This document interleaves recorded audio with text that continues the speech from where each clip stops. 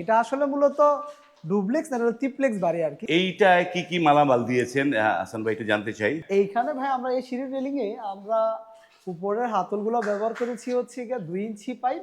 হ্যাঁ। আর তাছাড়া হচ্ছে গিয়ে আমরা খুঁটিগুলো ব্যবহার করেছি 1.5 বক্স এবং হচ্ছে নিচেও একটা বর্ডার দিয়েছি, সেটাও কিন্তু দিয়েছি হচ্ছে 1.5 বক্স। তাছাড়া প্রতিটা কোনায় কোনায় আমাদের হচ্ছে 3 বক্সের হচ্ছে লেজার কাটিং পোস্ট আছে।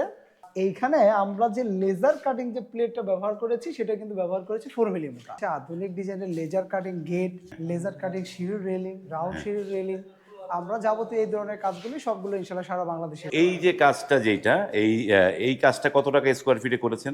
এইটা ভাই হচ্ছে আমাদের এখানে যেই মালামাল আমরা ব্যবহার করেছি এই মালামাল দিয়ে প্রতি স্কোয়ার ফিট খরচ হয়েছে 1200 টাকা। সেটা হচ্ছে আমাদের এই যে আমাদের যে ডোকো পেন্ট রং, সেই রং সহকারে কিন্তু আমাদের প্রতি স্কোয়ার ফিট 1200 টাকা। এটা কি ডোকো পেইন্ট করা হচ্ছে, তাই তো? হ্যাঁ হ্যাঁ হ্যাঁ।